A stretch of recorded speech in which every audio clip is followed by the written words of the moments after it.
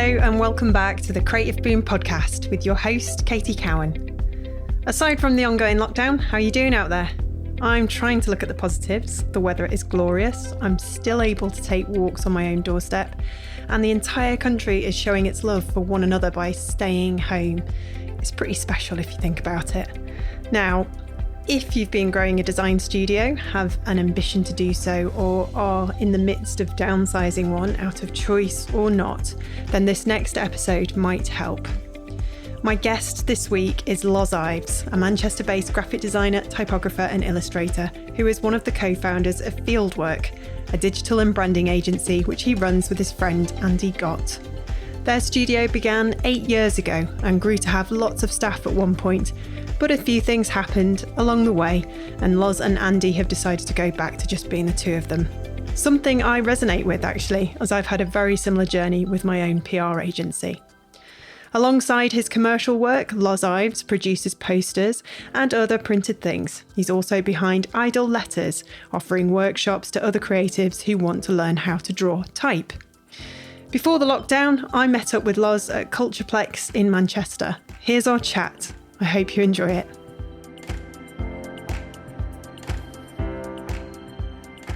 I'm here with my next guest, Loz Ives. Hello. Hi. Hi, thanks for meeting me. No worries. Our paths have actually crossed, but it was a long time ago. Yeah, and when I was running Boomerang with my husband Tom, I shared an office with the wonderful people at Design by Day who were just upstairs from you, and you moved in, I remember, and I was too shy to pop my head around the door and say hello, and I really wish I had. See, we were probably the same, or I was probably the same, guaranteed. We moved in there, I think we started Fieldwork. Myself and Andy, business partner Andy, started Fieldwork back in 2012, end of 2011. That's 7 years ago. Yeah, I know. Good grief.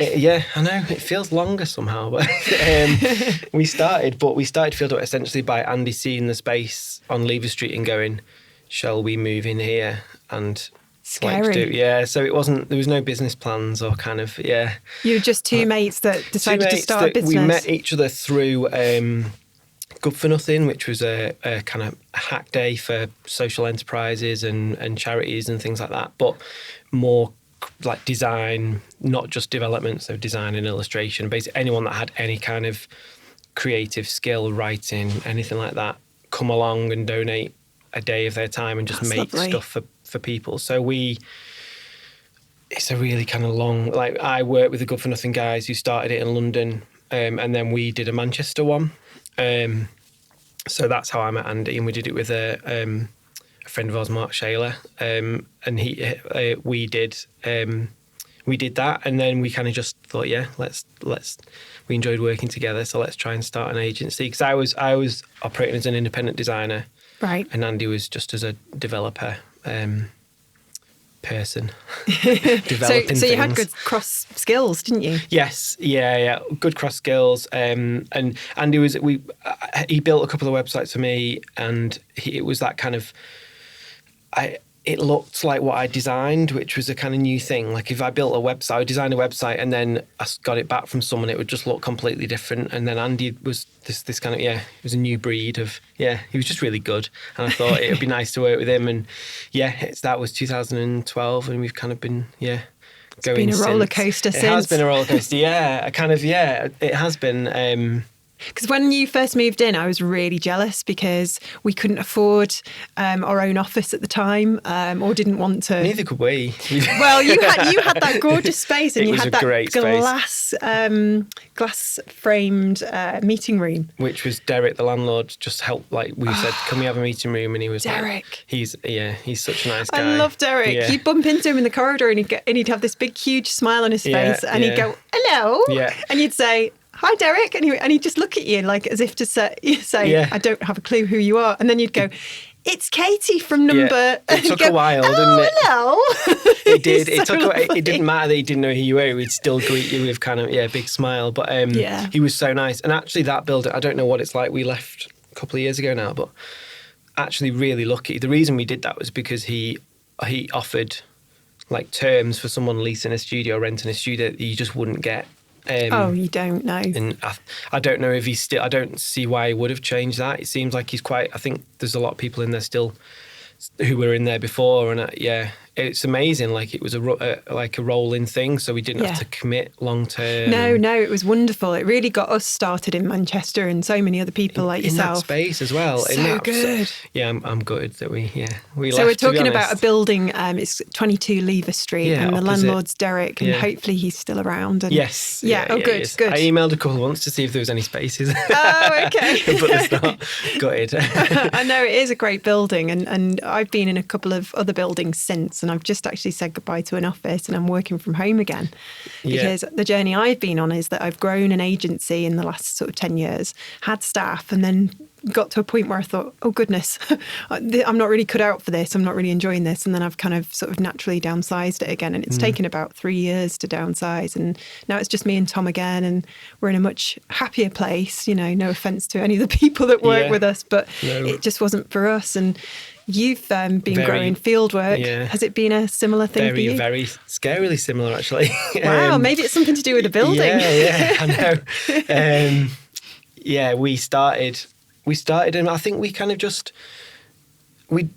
both myself and Andy, I mean, the fact that we started it without tons of kind of business planning and things like that, we were definitely more head first people.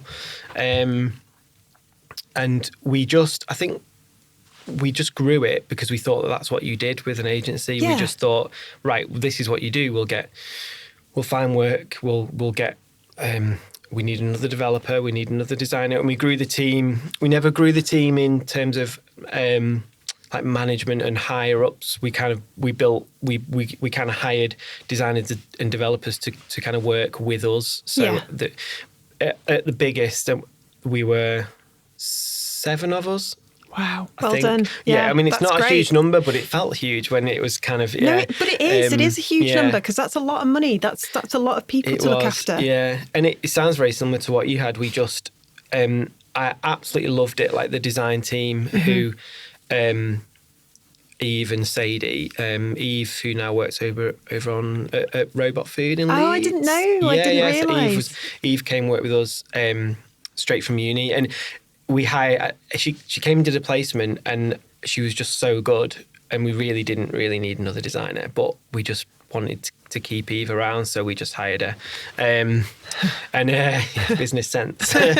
Well, I can share that. I think we were similar. Yeah, you do. I think you just see, and it I think I can't remember. I don't know how long, but it was such a nice kind of. Nice little team we had, and making some great stuff as well. Yeah, I think we did, but then part of I think when it's good like that, when that situation is good, it feels like a little family, a close knit family and stuff. But then on the flip side, when it's bad, it's quite intense, and not that it was ever bad with us. It was just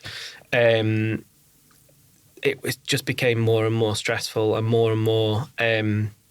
About us finding work, and I was just getting further and further away from actually doing design, and Andy was the same with the development. It's the cursed treadmill. Yeah, it's classic. We just had this massive amount of money to. I mean, it wasn't massive, but for us it felt massive. But to find each month to be able to pay and exist and things like that, and that plus just. Yeah, missing that kind of freedom of just being able to work when we wanted and come in when we wanted and things like that, and have that, because both of us were freelance independents and things like that. So we were used to just not, work from home one day, and which is glorious. Yeah, it's great. But so it kind of was a real mix of things. But it really the thing that led us to it was just we just didn't have any money. Well, that's very honest. I'd love to say that it was like a kind of, some creative decision that, but equally I wouldn't want to do that to like the people that like it was brutal. Like, no, I think it was November 2016. I remember, and we just knew like it wasn't gonna really, we couldn't carry on basically. So we had exactly. So we had we kind of gathered everyone and just told them, and it was rough. But, gosh, it's horrible doing that. Yeah, it is. It was. But do you know what? I mean, like all of them, I still speak to Eve like Yep. all the time. Like we have a little Slack channel conversation all the time, and None of my she's staff, done great. none of my former staff talk to me. No, I'm joking. I'm not sure. I mean, to be fair, it's only and Sadie, the other designer, she went on to work at Wash Design in Preston, where my great. partner worked. And So stuff. you've got nothing to feel guilty about because all these people got a great start and I they're think now so. doing. You do though, don't you? Of course you do. I carry it with me every day. Yeah, you do. And I think if it's one of those things. I think it's it just wasn't in. Now knowing now, I'm glad that not glad, but I'm the way it happened and where we are now. We're in a much better place. And I think I'd like to think that those guys, don't hold it against us because they've obviously gone on to do really cool stuff. And Eve's a little design celeb, and I think it's. But I think when you've got like such a small team like that, and you're a family, like you say, they've kind of they see firsthand the kind of pain and suffering as the owners of the business that you and Andy went through. I think so, and are probably compassionate to that. I think, given that you're kind of just growing a business and trying to do something you love and create a kind of really nice family and do good stuff. Yeah, they're not going to sort of be going around saying, oh, God, Yeah, hopefully not. God, no. No, hopefully not. And we did do some really nice stuff and we enjoyed. I was jealous. You don't see it though, do you, from inside? I don't think anyone's ever kind of like, oh, yeah, we were kind of.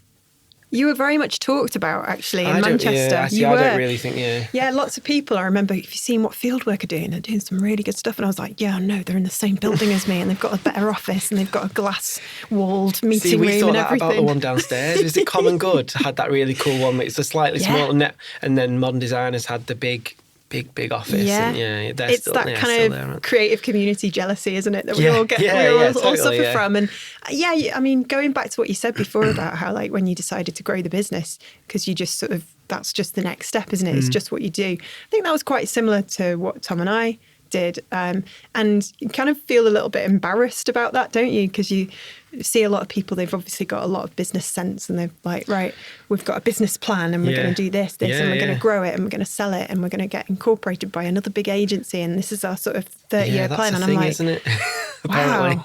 Yeah. Yeah, that's pretty smart. Yeah, that is great. I know, it sounds like we definitely didn't have that. But I don't know. There's no point regretting that kind of stuff. I think we just everything happens. You just got to roll with it. And we're back to 2. Great. We went to 2 and then brought Pauline, who was our project manager. She came back to work with us until recently. She left end of last year to go and work at Reason Digital.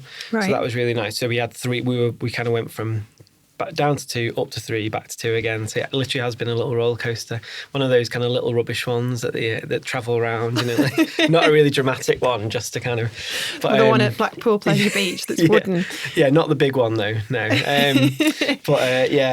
It's been really cool, and we're both of us are a lot more. I mean, it's us doing the work, and we kind of try and because then we had that thing of worrying if people were.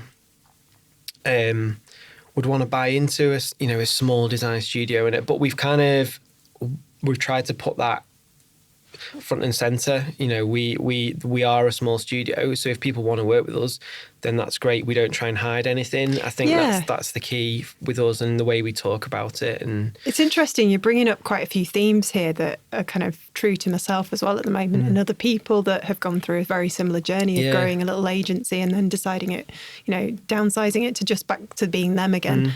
The theme is that everybody's going, can we say that it's just us? I mean, shall we just embrace that honesty? Yeah. It's always been a thing, though, hasn't it? So I remember when I was just me, and there was a trend of people putting kind of we and us Our as studio. a studio. Yeah, when it was just a single person. Still the case. And I kind of just think now we celebrate the fact that we're small because it means people get to work with us, not a kind of team of. And there's nothing wrong with agencies that that have account managers and teams of studios who are doing amazing stuff. But we just think for us, that's the way we work. And there will be clients out there that still want to work with. Plenty. I mean, our businesses probably benefit the small, medium-sized businesses that are on the brink of a huge spurt of growth. Yeah, totally. So you can help, because I'm a communications consultant, I guess. Yeah. PR, marketing, that kind of thing. I don't know why I always say it like I'm ashamed of it, because I'm a We journalist. do that, though. It's ridiculous, isn't it? Yeah.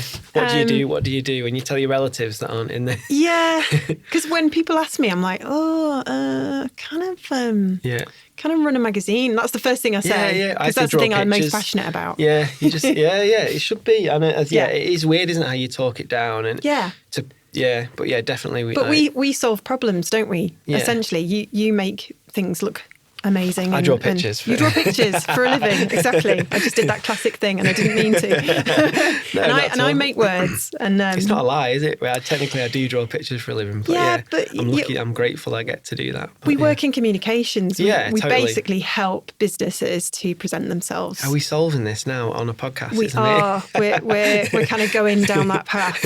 I'm trying to. I'm probably just being. It's probably quite cathartic for me, because I'm like, yeah, that's what I do. Yeah. Because you never really have a chance to stop and think, do you? Because you're just always focusing on the next piece of work. Totally, Yeah. But Constant. I think I've started calling myself a communications consultant, because I do all these different things. Yeah, I think that's good, especially with the broad stuff that you do as kind of boomerang and creative. Because you've got all of this stuff. It's amazing, really. We've got a rebrand in the making for Boomerang. Oh, cool. I'm so ashamed of what's out there at the moment. I know you pull a face. Yeah, don't we? But it's all built on Squarespace, because the age-old dilemma of never having enough time to work on your own stuff. Oh yeah. And it's just trying to find the time to do these things. It's just it's hard, isn't it? It's that classic thing of, I always speak. Yeah, I know I spoke to kind of Jane about this in the past. Studio mate Jane, Manchester design celeb Jane. Jane Boyer. Yeah, Jane Boyer. Yeah. And we always say about kind of not having, when you're busy, you always think about doing stuff. Like, when I've got a bit of free time, I'll do all this stuff. And then as soon as you've got that free time, you feel guilty about the fact that you've not got any work. So you don't have the brain space to do. So it's a vicious circle. Yeah, it really is. Yeah. And sometimes, you're right. You haven't got the energy or the space in your brain to just sort of say, right, okay, I'll focus on this now. But I think I'm kind of getting better at recognising when I just need to give myself a break. That is good. Yeah, and just take the pressure off. Yeah, totally. Because we put too much pressure on ourselves to constantly be doing stuff, don't we? Do you think that's a kind of creative industry thing? I would say so, yeah. It's not, I'm finding that with my kind of life situation over the last, 9 months, just over 9 months. Which hints at something. Yes. We welcomed a baby boy into the world just over 9 months ago, Ralph. Me and my partner, Emma. And congratulations. Thank you, yeah. It's been, that's been a roller coaster. That definitely has been a more of a big one, roller coaster. But it makes you evaluate a lot of stuff. It's all the cliched stuff. It really is. But it's still important. It does. And I think the thing I find is working in the creative industries and also running your own business is you don't just switch off. Naturally, you don't just switch off. I at kind of 5 o'clock, I realised how much I did after after hours, and you don't, because you have that thing of, if you don't start at 9 o'clock or you finish at 4 one day, you think, oh God, I've not done a full day's work. Then you don't think about the fact that the day before you were working till 10 o'clock at night or something. You don't. And you don't ever... You would if it was on somebody else's time. Yeah, because you'd be saying to your boss, I worked until 10 o'clock last night on your pitch. Yeah. So can I come in at 12 tomorry? Yeah. But we don't do it, do we? No, not at all. And I think that's made me evaluate, just how I try and adjust my kind of working life versus life. Yeah. And that's a work in progress, but it's good. It means that I make sure that I finish it. I've been trying to finish at 5:30, because also having the freedom that I do, and having this kind of newborn is a strange one, because normally you'd be up for the train at 7, back at 6, and he's asleep by 6:30, 7, and he's awake so it's kind of, you wouldn't see him. I don't know how people and so many people do it, and I just don't know how. It's been really cool to be able to be more involved and be there a lot more. You're very lucky. I am super lucky, and I think I'm really aware of that, because there's a lot of people that don't get that. No. And I'm very aware that I'm in a good situation, and it's making the most of it. You do look very happy and content on Instagram, I must say. I love following your stories. Instagram's that's we don't post the stressful ones, do we? But no, we don't. That's true. Yeah, it's it's been, we don't need this. That's definitely a different podcast, isn't it? Parenting podcast. But it's been all of the stuff that people tell you before you have kids and stuff. It's been that, basically, no sleep. Do you want me to get you another coffee? Just get 4 lined up. But no, it's amazing. It's really good. And you're right. Pancake day today, so I'm going to make pancakes after. Yes, it is pancake day today, and obviously this will come out a little bit further on into the year. Yeah. But I'm going to go and make pancakes for him, so that'd be good. What's the topping of choice? For me, I don't know. This is controversial now. It's just a classic, What, lemon sugar and lemon? Yes. Yeah, of course, yeah. Come on, it's the best. I don't know what he'll have. It's a bit, they're not allowed various things before certain ages, so he's fruit. He'll have fruit and stuff. Yeah, I know. He eats better than us, though, to be fair. So, yeah, he does. So he's 9 months old. 9 months, yeah. Sitting up, crawling, climbing, chunnering, everything. Who's he take after? Can you tell yet? If you asked Em, she'd say me, because he's a fidget. He never wants to be still, and you do fidget in your chair a lot. I am a fidget. Yeah, so I get called that a lot by him, and so that for him, he's constantly on the move at the moment. He doesn't want to be still. You see stuff on Instagram of babies having a cuddle with the parents stuff. He's just if you try and pick him up, he's just pushing you off. Stretches out, got that strong muscle that they have. And just goes. We're just chasing him around the house now, realising everything in the house that's not safe, that you didn't think about before. You're turning into your own dad, aren't you? Yeah. Well, yeah. I don't know about that, but Well, in my case, my dad's always he's one of these dads that just knows something's going to go wrong before it happens. So if he was in here, he'd be saying to me, that glass on the floor, can you just pick it up, please, and put it on a surface? Because it has happened. I think my brother got up once and stood on a piece of glass. Oh, no. But my dad wasn't around, so if my dad had been around... That's why.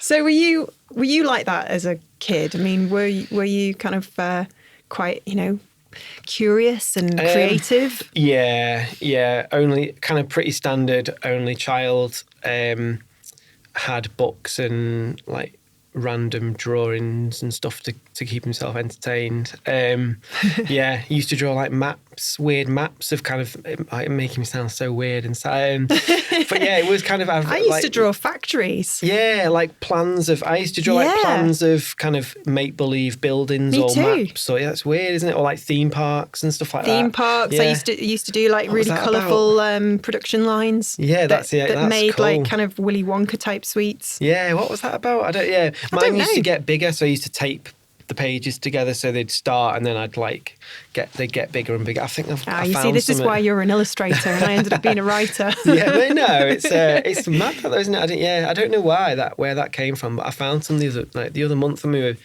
clearing. I found some of these old drawings, and they're bonkers. Yeah. So how did you get into illustration and graphic design? So design. I don't know, basically design, I've always wanted to do drawing. Yeah. I always enjoyed art at school and didn't really enjoy any of the other classes.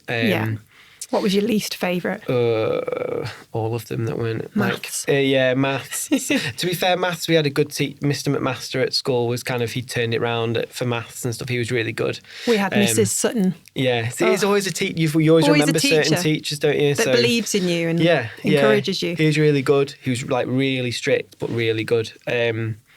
But yeah, kind of science and things like that. I just loved art, and we had.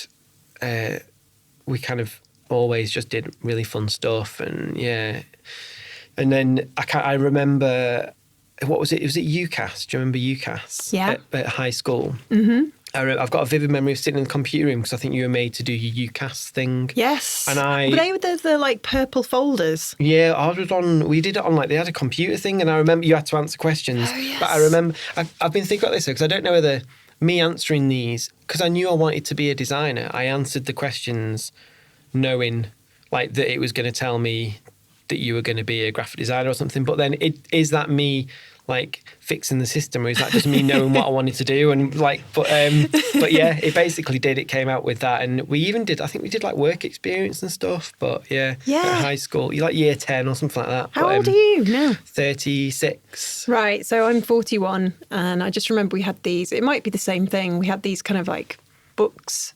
Laminated books with laminated pages inside, which we put all our stuff in, ready for job interviews. And yeah. It might be similar, but moved to computer within 5 years. They might have maybe updated the system. But I remember that, and didn't do a design work experience in high school. But what did you do? It was what was it? They were like a chartered accountants or something really boring. I basically picked, this is brilliant actually, I forgot about this. I picked a design studio in Wigan, and by the time it came for us to go, they'd gone out of business. Oh no. So I should have seen then, really. You should have seen it coming. So they basically literally got this box out and was like, look, show me these cars, and you just picked one that was available. Oh. So I ended up at like a chartered accountants but I like got the train to all on my own, and it was like, it was cool. But that's adorable. Yeah, I know. Yeah. It was good though. But yeah, so maybe that should have been a bit of a kind of sight into my future. The design business within the space of like 2 months went out of business. But yeah, it's tough. It's brutal out there for design studios. I mean, it's not. I wouldn't say that yours has failed. It's just that you made a conscious decision to kind of turn it into something else. There's a big thing about like, it goes back to the thing when we started as well, like what you feel like you should be doing as a design studio when you start, right, we need to grow. And we didn't really think about it. I think we just thought that's what you do. Yeah. And then I think obviously we kind of, when you actually think about it, we kind of talk about, well, me and Andy have both spoken about it's how you define being successful and being happy in life and things like that. Yeah. And it's kind of, for us, it became quite clear that we wanted to enjoy the work we were doing. We wanted to like the people we were working for, because that was becoming a bit of a kind of, we've always loved it. We've always been really lucky with clients and the clients we've had. But it was starting to feel a little bit like we were becoming an artwork in-house and not a design studio. Did you have a Don Draper moment where you just looked out the window and thought, right, something's got to change? Yeah, maybe, or just on the train home or something like that. But we just knew that it wasn't, it's how you kind of, if you're happy with the people, the work that you're doing, and the work, the people you're doing it for, and the balance you've got between that and the life outside design, it's kind of, it doesn't really matter how big you are as a studio and how much money you're making. Exactly. And I think we learnt that maybe the hard way. But then equally, but you've learnt it, because a lot of people never do. Yeah, totally. And I think, we wouldn't have changed. I don't think we'd change anything. We loved working with everyone we worked with, and it led us to this point. So, yeah. I think when you start off, you define success as maybe like career progression, and gosh, if you're really reaching for the stars, growing a business, hiring staff, working for these amazing big brands, big brands, the stars in your eyes, and then as you sort of get into it and the reality bites, it's like, success to me doesn't mean that anymore. Success actually probably means more time. Yeah. And more... yeah, just more family, really. Yeah, you just start to realise, don't you? And I'm pretty sure everybody knows now that my dad hasn't been very well for the last couple of years, and he's on the mend and everything's great. But that kind of was another kind of big jolt for me. Made me realise that I needed to, focus more on the important stuff and not be so obsessed with work. But, I guess we're hard on ourselves, because we can sometimes forget what's important, can't we? I mean, having children and that kind of thing probably is a really good reminder. I chose not to go down that route. So I guess, I've got nephews who are awesome. Yeah. They're absolutely fantastic, and they remind me all the time. Do you know the best thing about that as well is they go home at the end of the day. They Honestly, do. They're were quite like, intense. Yeah. And then I think I'd say our kind of, my cousin's kid, Elliot is a legend. Elliot and Hallie, and they were kind of, I don't know why their names are important, but they're great names. Yeah, they are great names, and they were like our window, because I think as our group of friends, we were the first to have kids, so we didn't have that really close up view of a couple with kids, so they were our kind of window to that, and they used to come and we'd spend the day with them, and it was great, and you're throwing Elliot around, and he was just super fun, and Hallie's just that kind of, she's kind of 18 months, so she was just that nice cute age. And we were like, we're ready now, and then it's kind of, and now it's it's not like that yet, but it is hard the first year. I mean, I've got lots of friends and family who've had children, so I've got some sort of insight, but probably no idea. We had some really old friends who, I just love them to bits. They all descended upon our house one weekend. We haven't seen them for ages, but you know how friendships are always there, but sometimes things happen in life. You go off down one path, they go off down. They had children, we grew a business, and we've come back again. Oh, that's really good. Recently, which is really nice. But her 8-year-old, their 8-year-old, their 4-year-old, and their dog descended upon our house, which is usually just me and Tom. Nice, serene. I'm a little bit OCD, so everything's in place. And they just came in, and it was like really funny. It was almost like a cartoon moment where they burst through the door, like something out of Charlie Brown. Burst through the door, and for the next however many hours, because they stayed overnight as well, it was just chaos. But I really liked it. Yeah. And when they'd gone, and I was tidying up and everything, and putting straightening ornaments back to where they should be, I was like, and I had a moment, because I always knew I didn't want children, but I did have a little moment then, and I thought, that could have been fun. But that's human condition, isn't it? It is, totally, and it's I think it's whatever. I think it's just we had similar things where we had that, and I think that's what kind of made us decide. But equally, there's been moments in the last 9 months where I'm like, maybe we shouldn't. but I think that's natural. I hope that's natural. I don't mind being honest about that, because no, totally, there's we always contradict each other, don't we? We always contradict ourselves. Sorry. But a really nice older lady who decided not to have children as well. She said to me, "You will have brief moments where you regret not having them, but," she said, "mark my words, your life will be full of children anyway, so you'll be fine." And she wasn't wrong. And I've not regretted it, but I wouldn't be human if I didn't have these little moments where I was like, I could have brought Ralph along. And I would have loved that. I am not a child eater or a witch. I do love children. I'm great with children. At weddings, when there's always some like really weird adult who's in their 40s and crawling around on the floor and playing and shooting and doing all that kind of stuff, and all the adults are really grateful because they can relax and have a drink. Yeah. That's me. Yeah, that's amazing. You can come to ours and yeah, sure, I'll be there. I'll be the children's entertainer.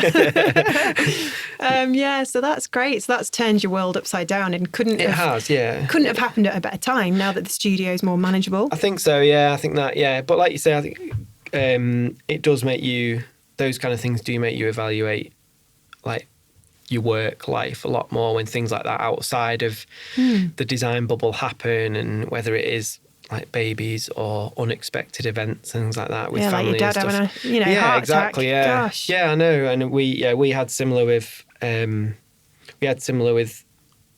dad. It was a few years ago now, but very similar by the sounds of it. Is he okay? Yeah, he's fine, fighting fit. Great. He's I mean, both of them, they love him being grandparents as well. So it's kind of new. He's the one, triple bypass.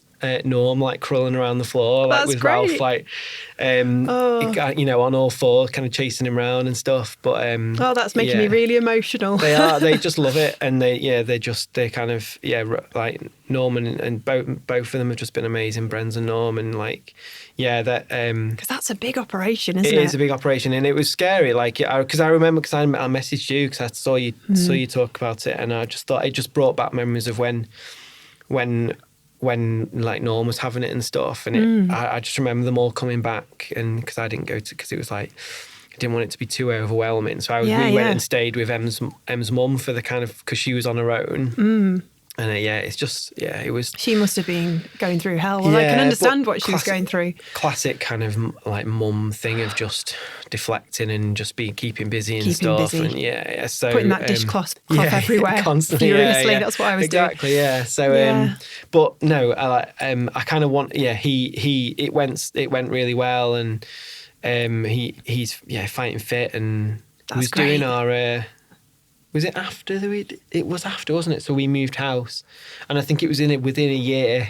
I mean, this reflects on us quite badly, doesn't it? But within a year, he was helping us do our I love that, like house renovation and stuff. Oh. But it was like I was kind of making sure that I was doing all the heavy lifting and stuff, and he was just like, but he still got like stuck in. Sounds like he's had a new lease of life. He really has, yeah, he has. No, they've been amazing as well. Like, yeah. My dad's had this amazing bit of technology put on his heart. And when you went to get it done, it's just a day procedure, and he doesn't go under. Obviously, has local anaesthetic. And he went in wearing some heart socks. I think they're Valentine's Day socks. And a few people messaged me and said, "Oh, I've got those socks." And he was like desperate to show the nurses. When we got there, it was the first thing he did. And it was awful because me and my mum, I drove my mum and dad there and dropped dad off at the hospital.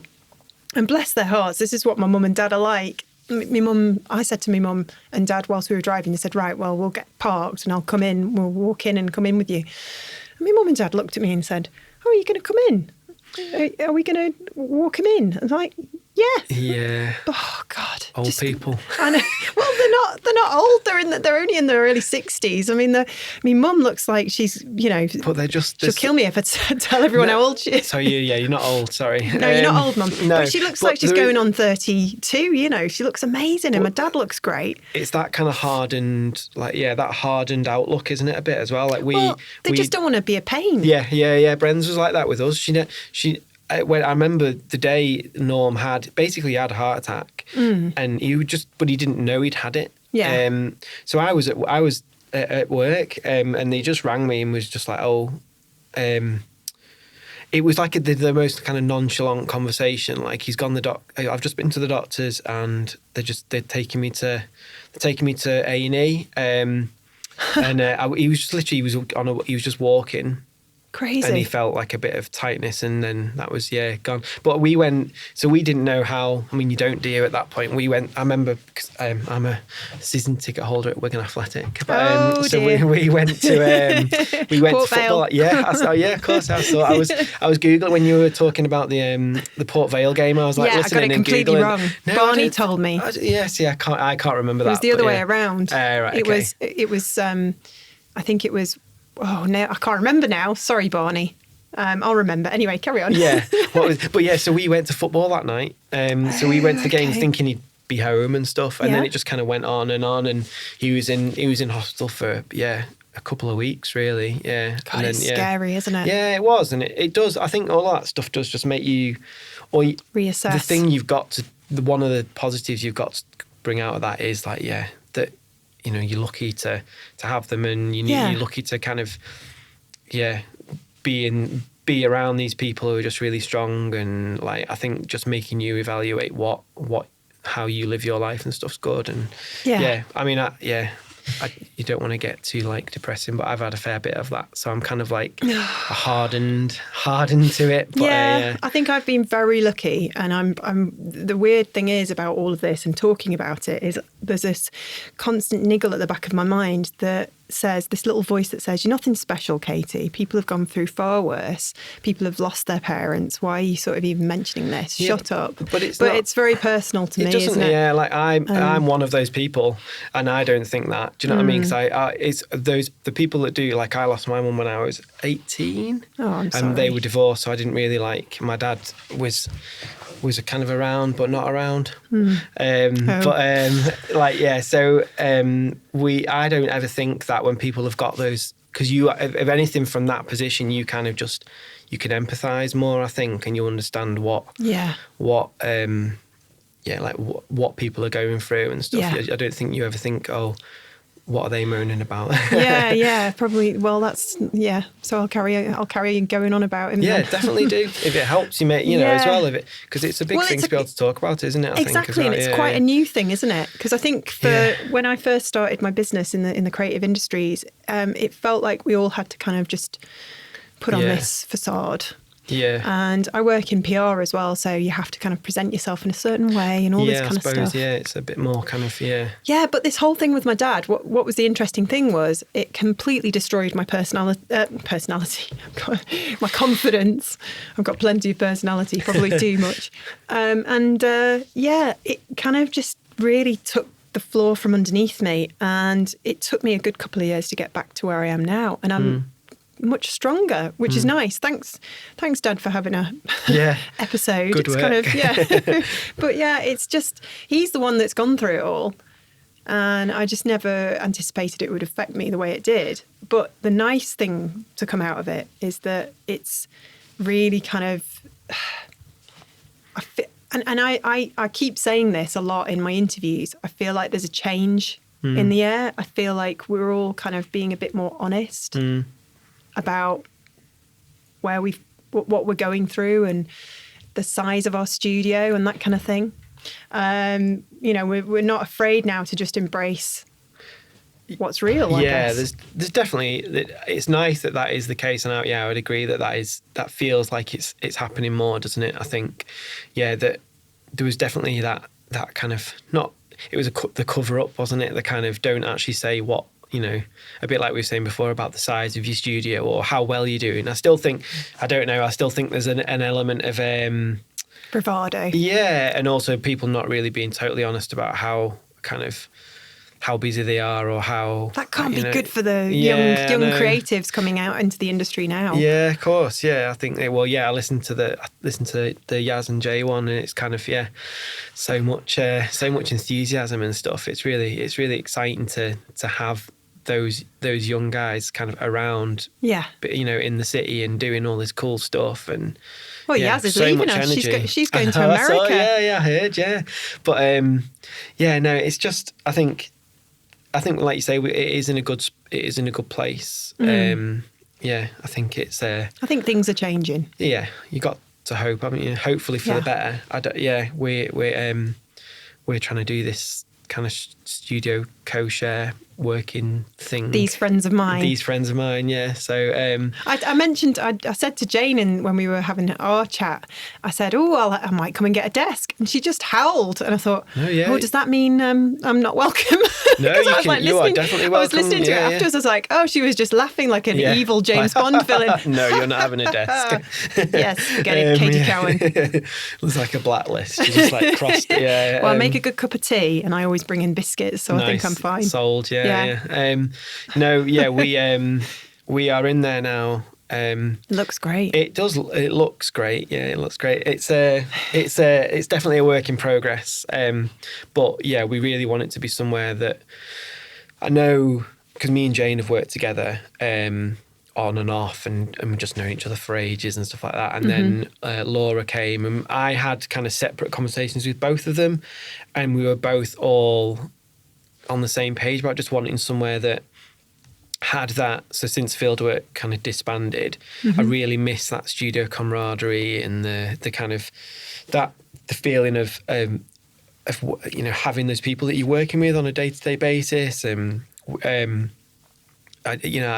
really miss that. So and I think they were similar. So Jane obviously left Raw, and Laura used to work in Brooklyn in something essentially a really similar thing to what we've set up now. We kind of we were all on the same page with it. It does look lovely. It should be really good, and it's really cool. And even we've only been in a couple of weeks, but when we're all in there, it feels really nice. And I think we want to be able to bring in, like, we've not got that much space, but we want to be able to bring in kind of a few more people as well to kind of have that nice vibe. And exactly. Feel like you're all in it together. Yeah, totally. Because we tried the hot desking co-working thing as Fieldwork, and we just didn't like. They were both really good. We tried WeWork. I wasn't a massive fan of WeWork, but we went to Colony, and Colony was great. Colony was really, like, we really enjoyed Colony, and like it had a nice atmosphere, and it's quite small. Yeah. But I think we still just missed that. Like, I'm sat in a studio with people. With your own stuff. Yeah, exactly.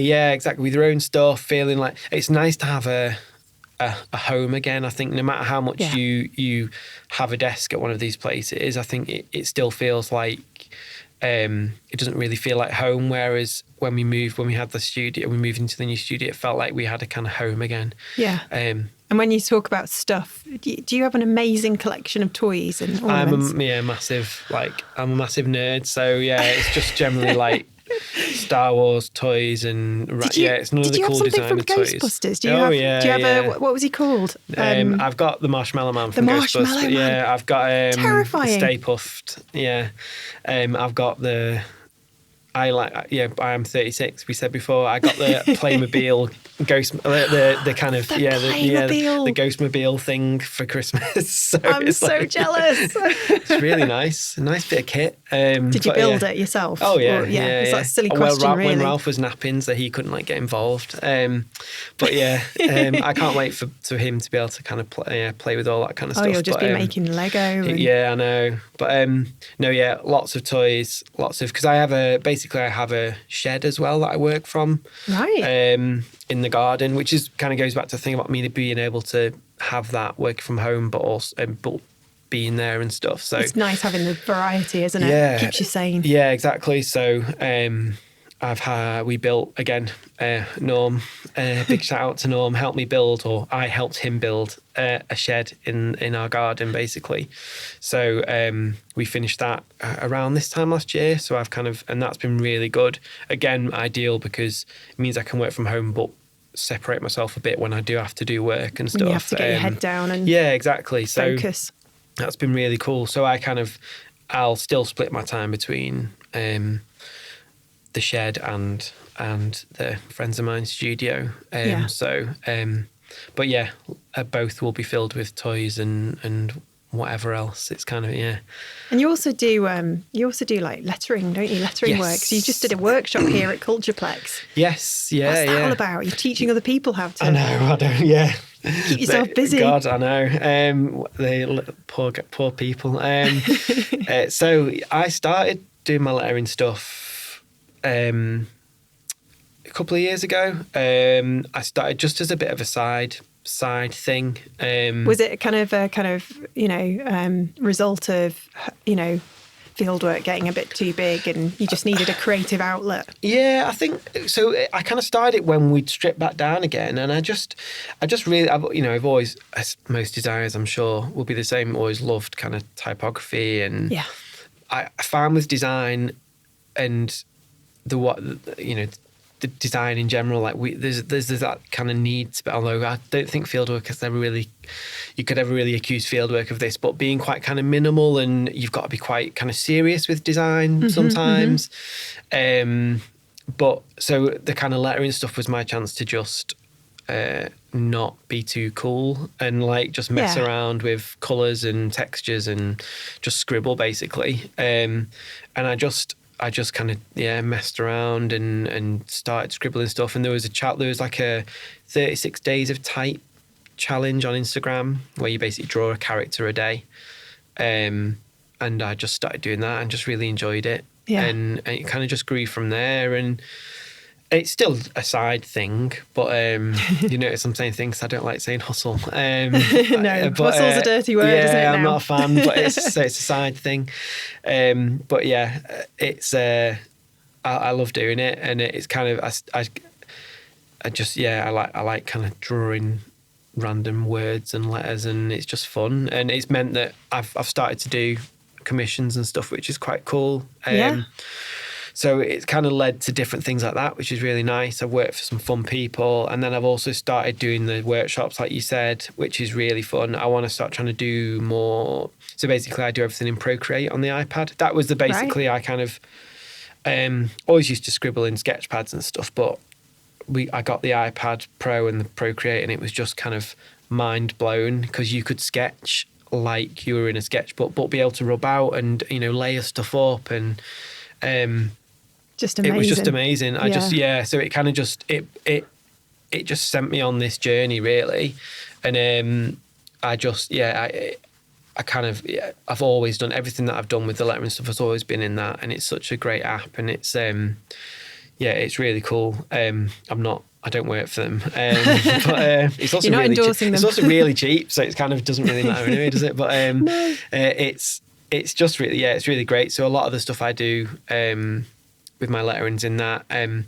So I'd like to start doing workshops where I do that, but then I kind of held off because not everyone has iPads and iPad Pros and Procreate and stuff, but I'm hoping that it's becoming a bit more kind of accessible now. So I'm definitely doing, I should say definitely, I think I'm allowed to say this. I'm doing Birmingham Design Festival. I'm doing one there in summer, so that'll be really cool. Amazing. Yeah, so I'm really excited for that. Like, that's a really nice festival as well. Yeah, I've never been. So last year, it's so June, good. Luke asked me, the year before Luke asked me, and I said no because I was too scared. Last year, I said no because Ralph was like a month old. And then this year, I'm going to do it. So, and they've basically got a whole auditorium or like a kind of classroom thing so everyone will have iPads. And so I'm really excited to be able to do that. Yeah. Because all the workshops I've done so far have been hand lettered and things like that. So, which is cool, but it's nice to be able to show them, because I think when people do stuff, it's not, you want to see their process. Mm-hmm. And sometimes with the hand lettering stuff, I'm kind of reverse engineering a process that I do in Procreate onto paper, which seems weird. Right. But I kind of think it'll be nice to be able to show them what I do and how I create stuff in Procreate and how I go about stuff. And yeah, it'd be really fun. I'm really excited, actually. Yeah, I would be there, except that my brother is getting married. Yes, it's June, isn't it? So there's always something. Yeah. It's like that's a shame. But I want to do one in Manchester. Brother. Yeah, you can't miss that, can you? That. No, you can't. Yeah, you should get married at Birmingham Design Festival. Yeah, that's a good idea. I'm sure Tora would be going. No. But no, it's I'm hoping to do. So I'd like to do one in Manchester before then, and then I really love doing the workshops because it's just a nice chance to just. I'm not a particularly outgoing person, so I've always avoided things like public speaking and stuff like that. But the workshops feel like a nice. There's a group of kind of maybe 10 to 15 people, and you can get around everyone, and you're working with these people, and they're just scribbling away, and you can kind of see them lose themselves in these kind of drawings, and it's kind of nice to just be involved in that. And you're helping people. Yeah, well, I won't go that far, but yeah, no, it's just really nice. Yeah, no, it's really nice, and they're really nice things to do. Yeah. And I think that's one of the with I really like with Idle Letters, the kind of lettering stuff is just it's open doors to do this kind of stuff, and always got constant plans to do things like prints and open shops. Yeah, the possibilities are endless. They are. Yeah, side projects are amazing. They are. It's the time, isn't it? And it's the kind of, especially when you've got little Ralph. Yeah, exactly. Yeah, and until he's old enough, and I can get him kind of packaging all the posters and stuff when he. But, so do you think, not do that. Are you hoping he follows in your footsteps? Hey, he can do whatever he wants to do. That's the right answer. Totally. He can do whatever he wants to do. Would you recommend? Yeah. Would you recommend that he grow his own design studio? No. He needs to become a doctor or something, or kind of a doctor. No, yeah. Mending hearts. Yeah, exactly. Yeah. No, I would recommend. It's a great industry, and like we're so lucky with what we do in this industry to be able to there are kind of proper cliched pinch yourself moments and stuff, like you're getting paid to draw stuff, which for me is just brilliant. I just there was a point last year we did a kids like climate change pack with Friends of the Earth, which in itself is such a cool thing to be able to do. Yeah. And then like to be involved with. And then there's a point in which Sarah, the client, was like, we want to have like a farting Donald Trump like flying through the air, like kind of blowing away basically. And I was like, I'm getting to draw like Donald Trump, like farting, blowing into the distance. Like, this is brilliant. Was he very orange? He was very orange, very wispy.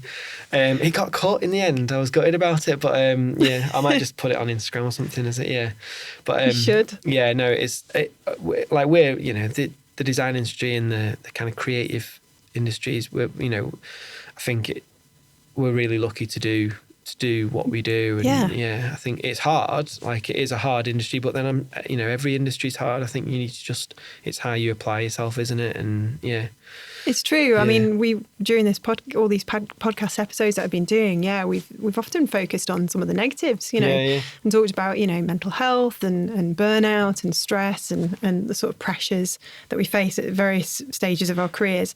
But yeah, you're absolutely right. It's important to remember that it's a wonderful profession, and there's so many opportunities for us. I mean, that even just our parents never had. Yeah. I think boomers get and it's really annoying that boomers has happened, by the way, because I used to call my audience creative boomers. Oh yeah, of course. And I can't do that now because of the You're negative. not like jump on it and like kind I of could just embrace make it, couldn't I? Yeah. Yeah. I could take it back. I didn't think and about make that. it my own. Yeah. It only occurred to me maybe a year ago, and I was like, God damn it. But yeah, they have they get a lot of stick, and whilst I understand why that's the case, for my parents, I mean, I can only talk about it from my perspective and my story. They worked really, really hard. They didn't travel the world because they couldn't afford to. They didn't have a fancy house. They didn't live in they lived in a nice village. They're still there in the same house, actually. But, they worked very, very hard. Yeah, they worked hard for it, and worked very, very hard. And yes, they're retired now. They're in the 60s. But my dad's never been to America. My mum's never been. One of his dreams is to go to New York. So when I went into that hospital, just after his heart attack with my mum, and saw him on that bed covered in wires, the CCU is wires, and oh my God, and he was cracking jokes and being his usual self, and I was like, he was saying, God, can you believe I'm 64 and this has happened a month before I take my pension? It's so typical. And I was just so upset just based on that one sentiment. That here was the man that had sacrificed his whole life working really hard for us so that we could have a great life. Yeah. And he worked really hard and saved every single day so that he could have a nice retirement. And a month before he retires officially, I mean, he'd retired a couple of years prior, but before he took his national pension and all the rest of it, that happens, and you just think, oh, life, you are a bitch. Yeah, agreed. I was getting a bit upset then and angry, but so life can be a massive dick sometimes. Yeah, it can. So I think I don't look at my parents or indeed their generation and blame them for the problems that our generation have today. I don't think you can do that, can you? Not normal people who've just worked hard. It's an easy out, isn't it, that I think? Yeah, it is. So I know that if my dad did actually try and start his own business at one point, and the internet wasn't around and it wasn't as easy as we have it now. So we're so lucky that we've got this, amazing creative life where we can work from home and draw for a living, make pictures. I know, very lucky. It's fantastic. Yeah. And I think it does go back to the kind of having the parents that support you and let you do that and stuff like that. And my mum was brilliant with me. I don't remember her ever kind of pushing me in any specific direction, or you don't even think about it though, do you? I didn't ever think like there was never any kind of like, oh, you should do this, or no, not with mine. No, which I guess there's lots of people that do have that, but she was always really cool with that. So we are lucky, and she worked hard. Kind of single parent teacher, like bringing up me as well. Like, God, I can't imagine. Hard work. But she was amazing, and you're lucky. It does go back to who you're. I guess your parents and how that relationship that you had with them and stuff like that, and that's your experience, isn't it? So yeah. Absolutely, and yours too, and it defines us and it makes us who we are, and sounds like Ralph's got a really happy, bright future ahead of him. Hopefully he takes after his mum. He's much smarter come than me. on. But, Too hard on yourself. Yeah, no, it's he will have a good future, I'm sure. Yeah, and he can do whatever he wants. Yeah. Thank you so much for coming and meeting me today, Loz. No worries at all. Thank you for having me. So nice chatting to you. Yes, it's been great.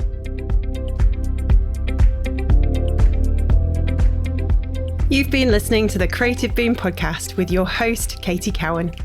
If you enjoyed this episode, please leave a review and subscribe. Go to creativeboom.com/podcast to find out more, or give us a follow on Twitter @CreativeBoom.